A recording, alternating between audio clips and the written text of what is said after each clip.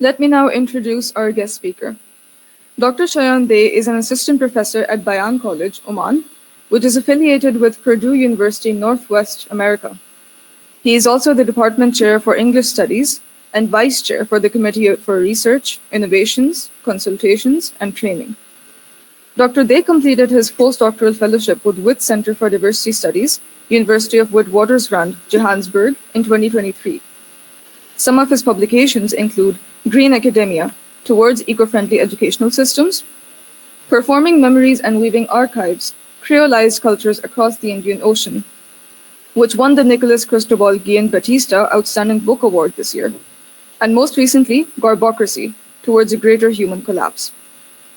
His areas of expertise are decolonial studies, post-colonial studies, post-human studies, critical diversity studies, critical cultural studies, and critical garbage studies.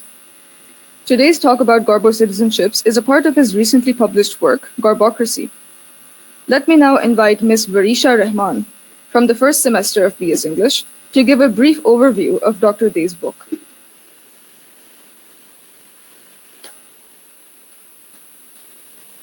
Assalamu alaikum, everyone. For this upcoming webinar, we were assigned to write a book review on Dr. Sayan Dey's book named Garbocracy, Towards a Great Human Collapse.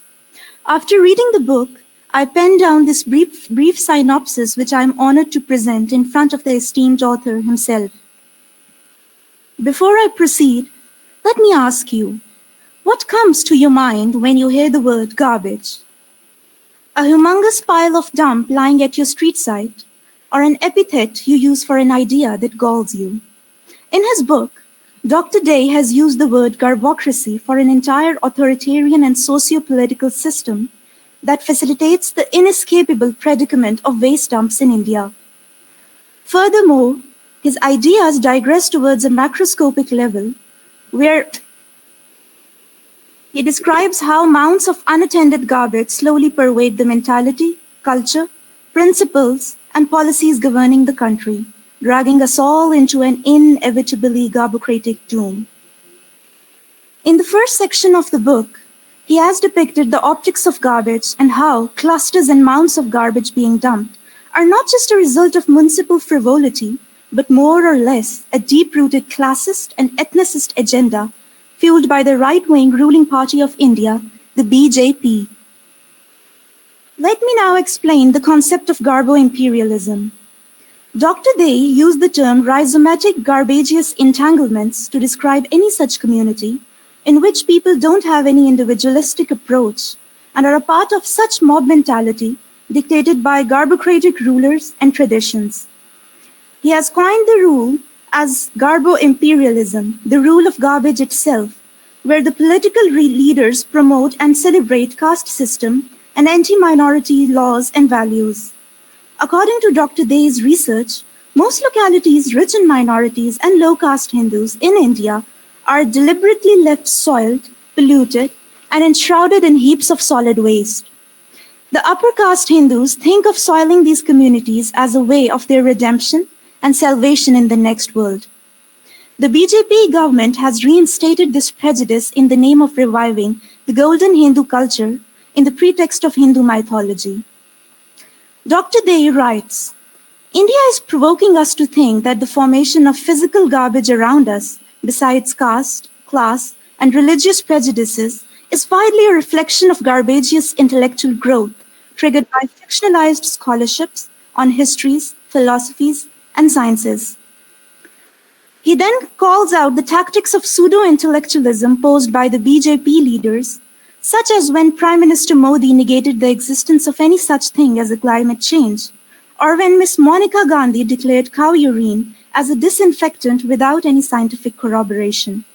Such kind of knowledge is termed up as Garbo knowledge, where the propagation of myths and non-facts is widely acknowledged. At one instance, he described schools in India as garbage knowledge factories and gas chambers, for they are entitled to an ineffective, non-practical curriculum and education system, and responsible for smothering out students who don't fit into these conventional Garbo intellectual standards, resulting in an epistemological cataclysm instead. The individuals form as a product of these Garbo ideologies exposed to an environment such as mentioned above, form a kind of Garboglomerate or conglomerate of humans that physically, cognitively, and morally act as garbage by blindly weaving together psyches and thoughts similar to the set standard format. Proceeding to the idea of a Garbo being and Garbo citizen who, despite being citizen of a country, is negated the basic rights according to Dr. Dey. In case of India, he specifically refers to the marginalized ethnic groups and non-Hindu minorities, including Muslims, Sikhs, and Christians. Be it the massacre of Gujarat in 2002 or the rape of Dalit women, the BJP government dexterously conceals information and erases history. Thus, Dr. Dey draws an analogy between the garbage or waste dumps and these minority citizens, for they both are considered redundant, worthless, and frowned and fretted upon by the government. Finally, presenting them some solutions to the crisis mentioned earlier in his book, Dr. Dey has enlisted some counter-Garbocratic initiatives, including the Pan-Indian Plantation Drive, Give Me Trees, and Garbage Cafe in India, which offers a free meal in exchange of 1 kg plastic garbage. He proposes that only through socio-economic reforms like these, which, in their own capacity, are a means to eradicate the deep-rooted garbageous entanglements we are cognitively fettered to, we may avoid the grand destruction which seems inevitable at present. Thank you so much.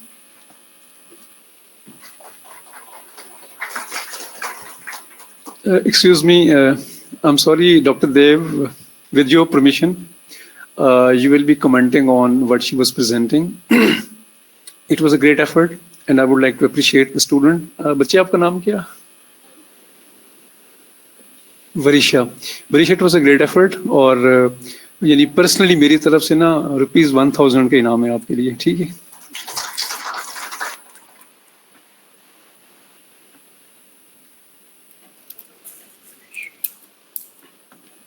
I would now like to invite Dr. Dey to further enlighten us. Please join me in welcoming him with a round of applause.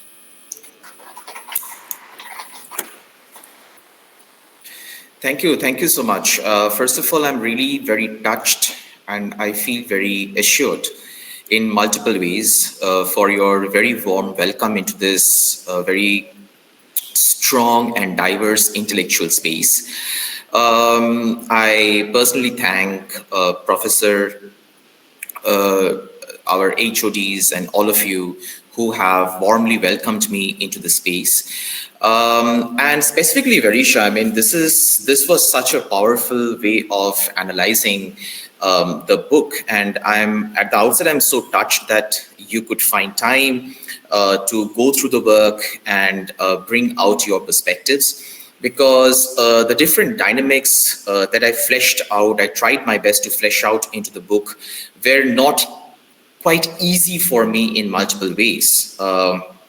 Not easy because I have been a part of this problematic transitions that I outline in terms of the destruction of nature, in terms of the destruction of humanity, in terms of the destruction of basic human values that we are seeing gradually getting compromised in the name of development, in the name of modernity, and a lot of cultural frenziness, a lot of political frenziness that we are seeing that is impacting India in the present times. So I deeply appreciate the wonderful feedback, the wonderful review that you have shared so meticulously and so critically. This is so deeply appreciable. And I must also say that you have so well set the tone of today's presentation that I'm going to share with all of you. I have a few, I just noted down a few points for all our convenience. So I'll just share the slides with you so that we are aware what I'm trying to talk about. Just let me know, because I'm just, is my slide visible to all of you? Can somebody confirm? Yes, it's visible. Okay, perfect. So this is the topic, Garbo-citizenships. I'm moving towards the next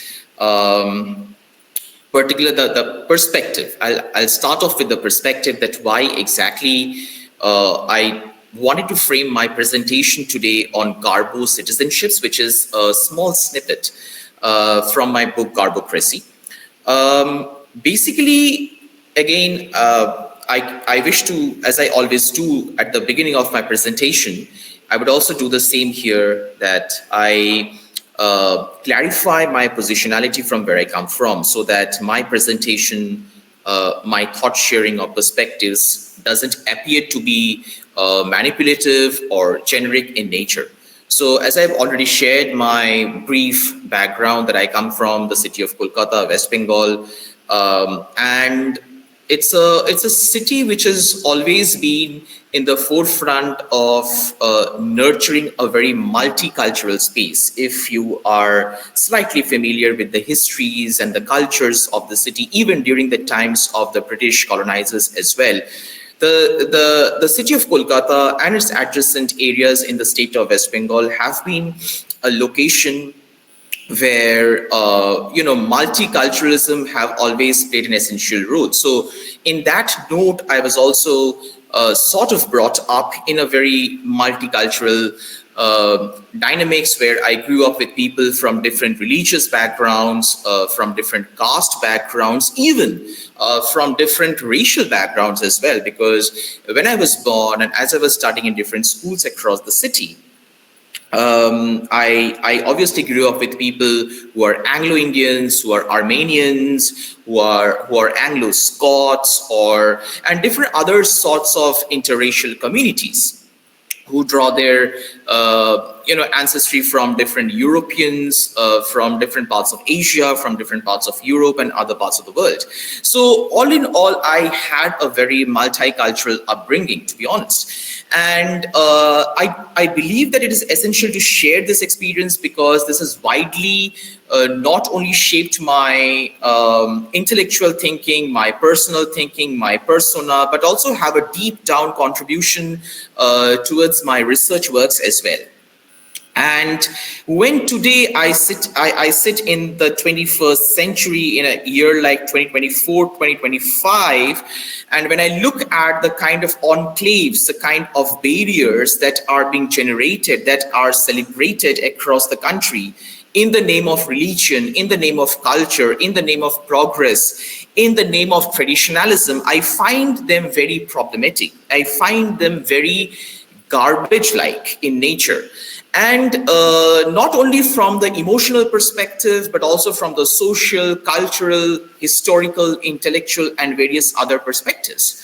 And which has made me angry, which has made me frustrated, which has made me disappointed, sad, and all of these sort of emotions and perspectives and thought processes basically contributed towards shaping this idea of Garbocracy, and which is like a garbage-like democracy. What I'm trying to outline in the book, where a garbage-like, to go further, a garbage-like government setup, which not only uses waste as a physical entity to generate vote banks, but also waste-like mindsets, waste-like approaches, which are disgusting, which are nauseating, which are stinking, which are extremely unhealthy for social existence, for cultural existence in a particular society, in a particular nation. And that is where this whole intersection of garbage comes, where garbage is not just a physical entity, it's not just piles of waste. Obviously, it's there around. But then within that appearance, within that visual or the sensorial appearance of the pile of waste, there is also a lot of politics. There is also a lot of hierarchies. There is also a lot of emotional dynamics that get unfolded in that particular existence of that waste. And this is actually a very complex concept. I'm sure you're already feeding into it and feeling that this is kind of a very complexly layered concept which doesn't have a very clear directive, and it is very intentional. It is very intentional to understand or to project the narrative of Garbocracy in that complex state. Because in general, if we look at the different crises of our existence that we are, that we have been experiencing for a long period of time, some of them may be quite recent, some of them can be, dates back to several centuries. If you look at all of these challenges of humanitarian challenges we are facing in terms of religion, in terms of race, in terms of class, in terms of caste, in terms of gender, and various other perspectives, we see that they don't operate in individual terms. They operate in very intersectional ways. There is a lot of interrelationalities between the different sorts of challenges that we often set to ignore in conscious and unconscious way. And Garbocracy, the idea of Garbocracy, the theory of Garbocracy, the method of Garbocracy is actually a warm and humble invitation to provoke us to think that if I am trying to address the issue of the pollution of river waters, for instance, I'm just taking a very basic example, like in India, we have been struggling to keep the river Ganges clean, and all of the efforts, all of the government efforts and individual efforts are going in vain, not just because of ignorance, because if we look at the discourses around why we are failing to, in spite of so many initiatives, in spite of so much of efforts to generate consciousness amongst the people, why we are failing to keep our nature, our water bodies clean, it's not just ignorance. Usually ignorance is flagged off as the major concern, that people are not realizing how pollution is, what impact pollution is having on our lives. No, we are realizing it well. It is not just about general ignorance. It's also, there is a lot of politics into it. There is a lot of cultural challenges into it. There is a lot of corruption into it. There is a lot of hierarchies, ideological hierarchies or hierarchies of ideas into it. And we have to take them all into account if we are addressing this issue, one single issue of the pollution of the river Ganges. Now, having given this very general background of Garbocracy, or what I try to argue or what I try to bring to all our attention to this narrative of Garbocracy, now I'll get into the very specific perspective, what is about Garbo-citizenship, which is the very specific topic of my presentation today. Now, here in this slide, if you see, I have outlined a few points about Garbo-citizenship and Excuse me, Dr. Sayan.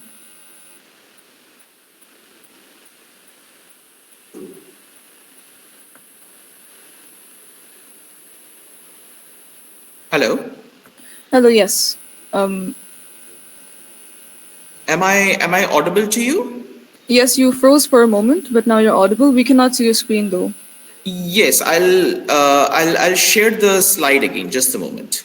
I think I just stopped this slide sharing. Sorry for the interruption.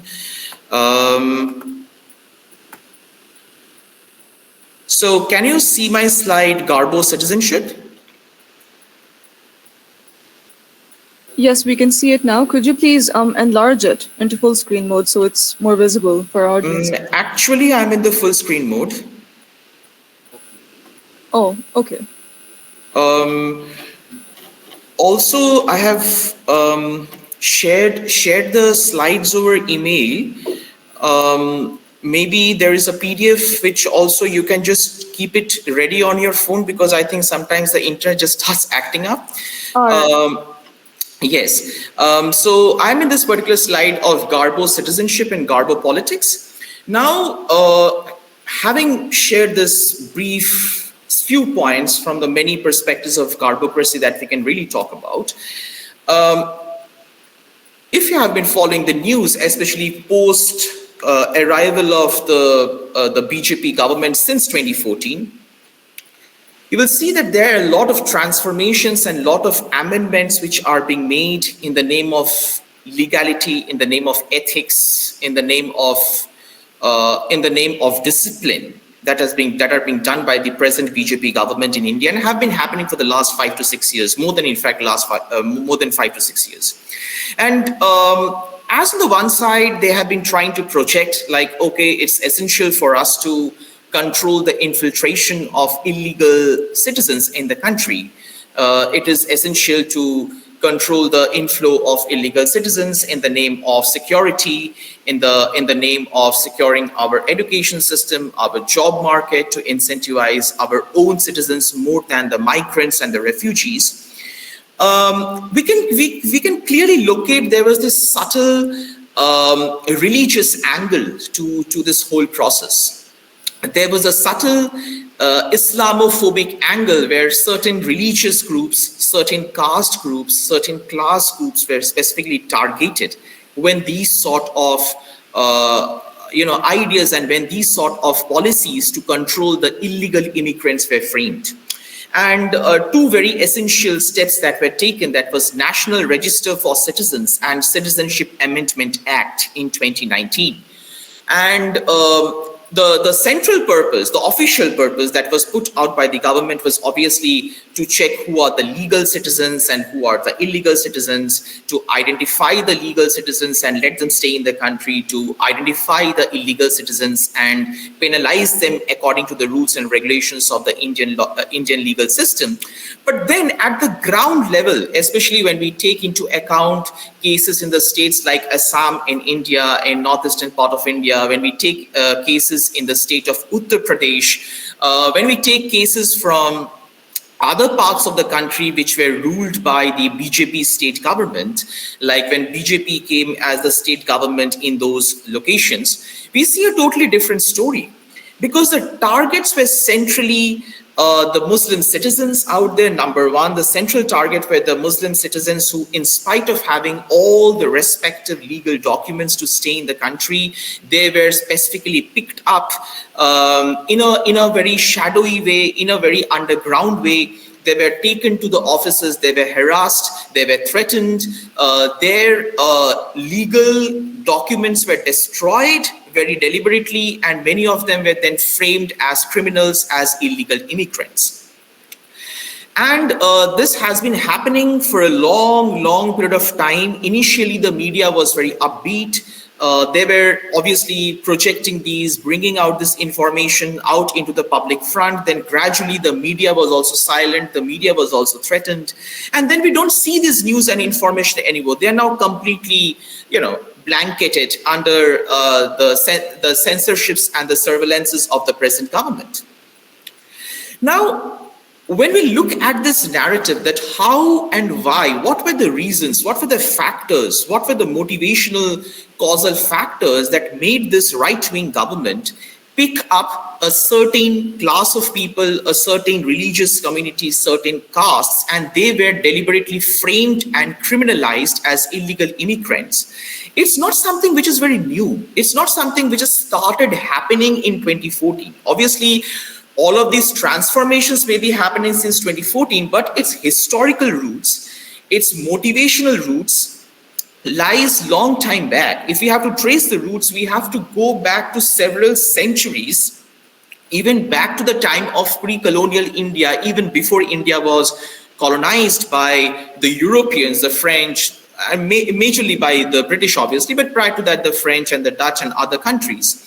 We would see that even in pre-colonial India, the caste system operated in a similar way, where discriminations, where hierarchies, where exclusionary practices in terms of religion, in terms of profession, in terms of education, in terms of giving value to knowledge systems were deeply tied down to the logic of religion purity, deeply tied down to the logic of Hindu Puritan knowledge systems.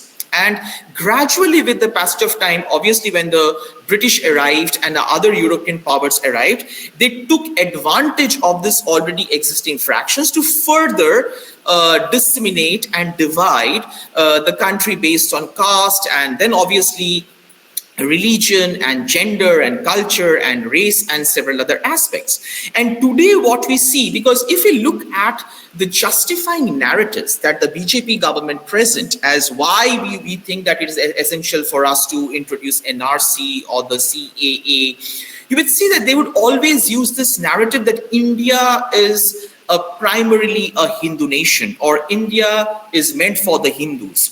India is primarily a Hindu nation. It has always been, and then they will tie these narratives to the fictions and the myths of Mahabharata and Ramayana and all of these fictional narratives, the mythological narratives that exist, that have been consistently recycling this idea that how India is a Hindu nation, how India should be a Hindu dominant nation, and all the other religious communities, all the other cultural communities should always exist in the margins. They either should conform to the Hindu principles, the Hindu ideologies, and the Hindu perspectives, or if they want to practice their own ways of thinking, own ways of knowledge systems, then they should be systemically silenced.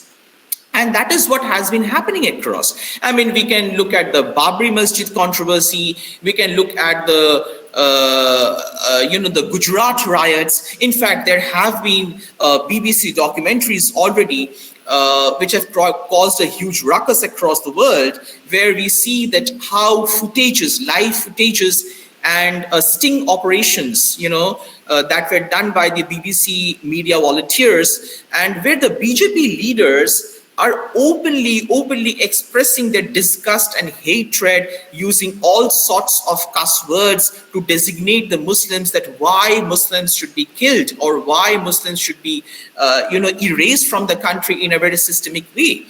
I don't know if you're aware, during the outbreak of COVID-19, and again, this is also essential for us to look into how this framework of Garbo-citizenship gets established. In 2019, when there was this outbreak of COVID-19 took place across the world, 2020, I believe, at that point of time, again, BJP set out their propaganda to defame and to systematize their Islamophobic practices by inventing this term called COVID jihad. If you do a hashtag, right now itself, you can search on your devices, just put hashtag COVID jihad, COVIDJIHAD. And you will see all of this extremely disturbing images where they try to frame this narrative that now, earlier, the Muslims were terrorizing the other religious groups in the country, or primarily the Hindus in the country, with guns and machines, and now they are using COVID as a disease to destroy the other religious communities in India. So they have framed that how Muslim community, despite the government regulations of not getting into large gatherings, they were gathering together and spreading the disease across the country. And you will see all of these disturbing images where newspapers, the primary newspapers, mainstream media have been publishing these images of the earth addressing, Earth being the planet Earth, the image of planet Earth being given a makeover like a terrorist, and they're standing with a gun and trying to destroy the people by spreading COVID.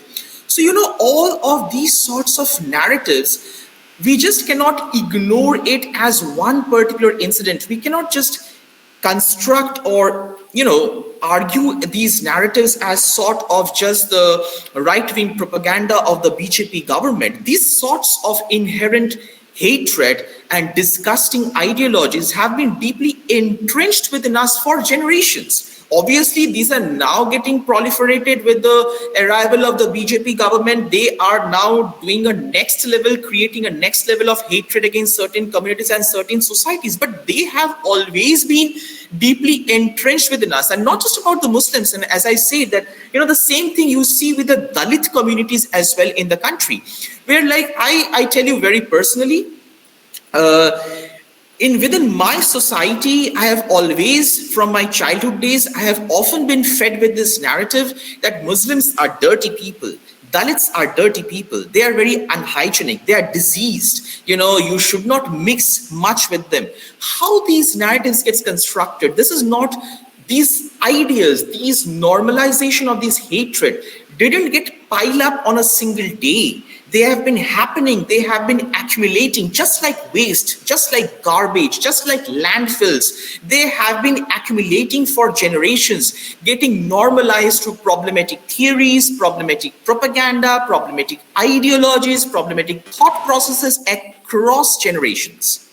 And that is how, certain citizens certain communities, certain behavioral perspectives, certain knowledge systems get reduced to the level of garbage. And they get so normalized with the passage of time that people even don't think around them or question them. And that is what brings us to this narrative of Garbo-citizenship, where by default, we can just take some communities as granted, certain kind of people as granted, certain kind of religious ideologies, caste ideologies, cultural ideologies as granted, and simply dump them. Like the way we pack our garbage into plastic and hurl them out, we can simply dump them without valuing their cultures, without valuing their perspectives, without valuing their religious ideologies. And that is what I try to call precisely as Garbo-citizenship, or garbage-like citizens who are not treated anything else or anything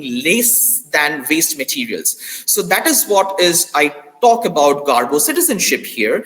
And I will do one particular case study. If you see, I hope you can see my slide. That is case study 1 I have written as Kolkata, and which is actually from my own locality.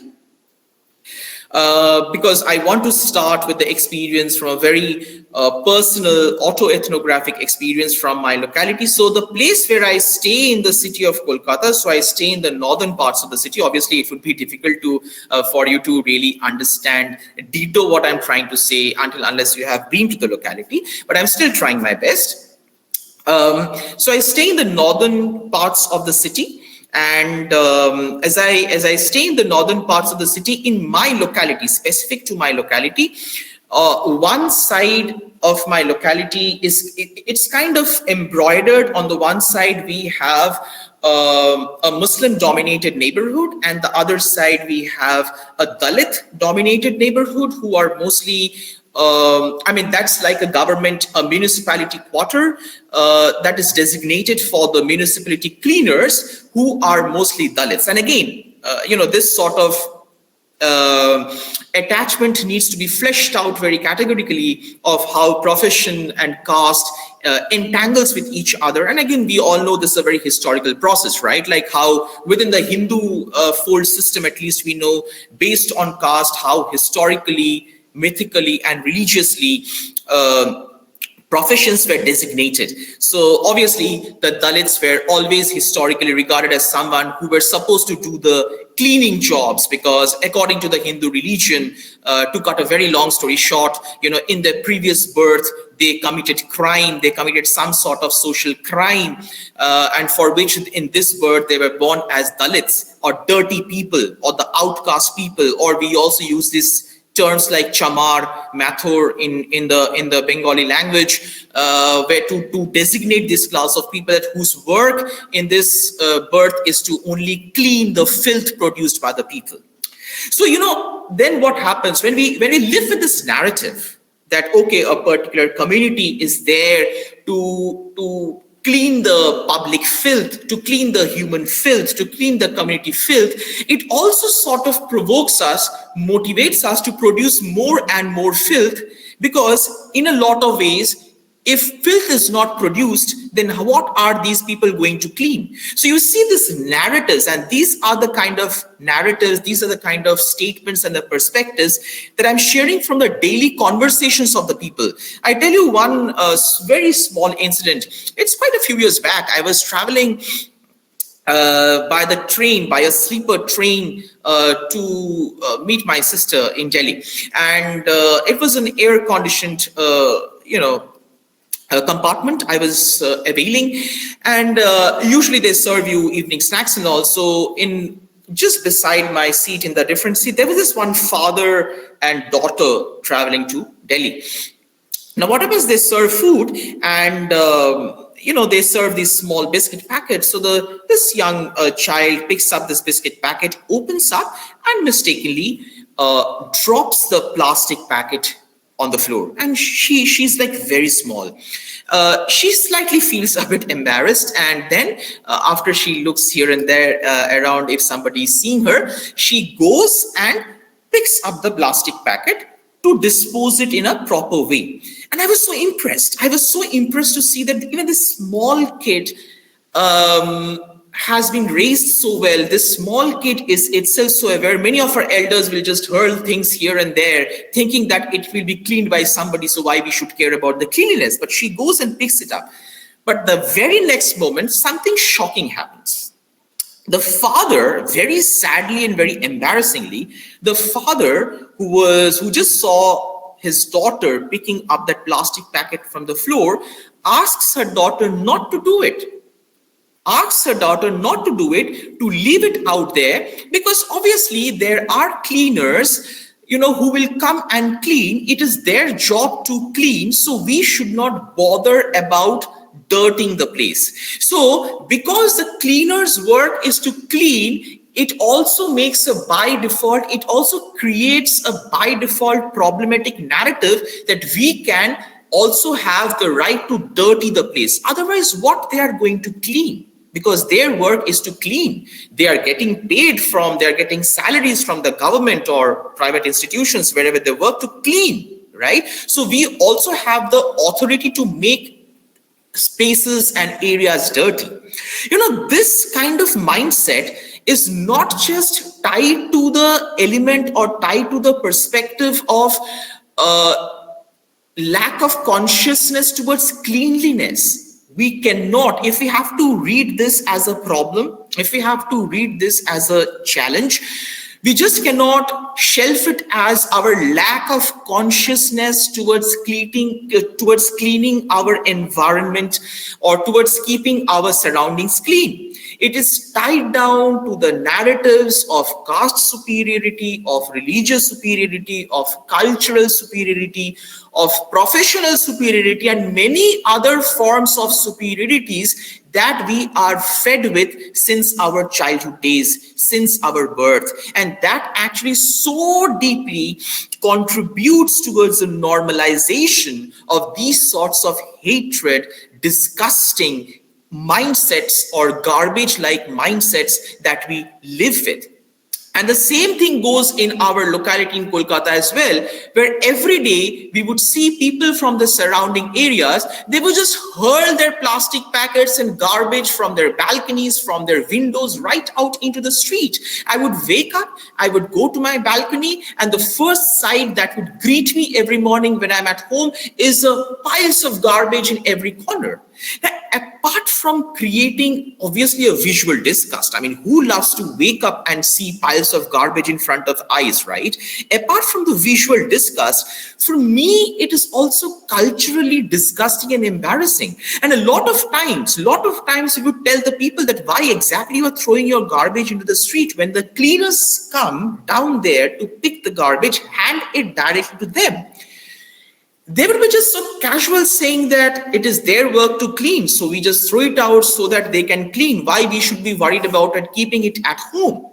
So you see, when these sort of statements come, we would often shun this off. Oh, these people are so uneducated. Oh, these people are so ignorant. Oh, these people don't know or don't value hygiene. No, it is not just a problem of hygiene or not just about education. It's about the problematic cultural mindsets that gets entrenched within us for generations, and how we have been living with this problematic mindsets for years, that we have failed to understand them as a problem. We have failed to think them or question them as a kind of challenge. And this is where, Garbocracy comes. This is where how certain communities, how certain societies are framed as waste, as framed as, discards. And we keep on living with that. No matter how much we are talking about sustainability, no matter how much we are signing pledges, no matter how many policies we are signing, exchange policies we are signing, the government is allocating grants for cleanliness, no matter whatever these initiatives are taken, at least I would go to the extent of arguing that until and unless these grassroots issues, which still remains to a vast extent identified, I can say for sure in the Indian context, are not addressed, honestly, at the level of policy making, at the level of transitions, at the level of global exchanges and G20 meets, nothing really can change. And also, it's not happening. There are practical instances where endless number of examples we can cite from India, we can widely cite from South Asia, we can widely cite from across the world, where in spite of policies, everything, the level of pollution, the level of environmental destruction, the level of climate catastrophes are only increasing day by day. So why is it happening? If the policies can be so efficient, if the allocation of grants can be so efficient, then why exactly these challenges are happening? And when we ask this question, I think one of the many ways we need to really look into is this whole complex, multi-layered intersection that Garbocracy unfolds in front of us. We can look through the narrative of Garbo-citizenship, Garbo ideologies, Garbo perspectives. So when we are talking about how certain communities are framed as dirty, that also gives us the liberty to go and litter their locations, go and litter their communities. I tell you, and obviously when I say this, they are deep down embarrassing and annoying for me, but then that doesn't change the reality for sure, is where I have seen personally people from adjacent, in my locality, again going back to Kolkata, people from adjacent localities, they would collect waste. Okay, municipality, I'm talking about municipality cleaners, they would collect waste from one of this, let's say, posh localities where we usually don't have let's say Muslim residents or Dalit residents. They would collect waste from there and deliberately go to this Muslim neighborhood and the Dalit neighborhood and dump the waste right into the streets. Why one would do that? Why one would do that? What does it make sense in doing that? It is not just a casual act. It's not just that somebody is doing just out of nonsensibility. It ties down to all of these problematic narratives, all of these garbage-like mindsets, attitudes, knowledge systems, perspectives that we have accumulated across generations. And I think these questions, it's essential for us, no matter in which part of the world we are based in. It's essential. Our problems may be different, our challenges may be different, our context may be very different, but then for sure we cannot oversee these different overlaps that we encounter on a daily basis, the challenges that we encounter on a daily basis. So I think I'll stop here. Obviously, there can be multiple things that I can say, as I have shared, as I have some readings also in this particular slide. You will see I have already shared the slide over email. I'm not sure if my ebook on Garbocracy is available with all of you. I have shared the ebook as well. Feel free to read, feel free to share your thoughts with me. And you will see there are many other readings as well, which might also help you to further understand this topic, because all in all, I think this is something, whether we wish or whether we don't wish, it bothers all of us. We are all kind of trapped in a garbocratic world. I think I'll stop here and thank you for your patience.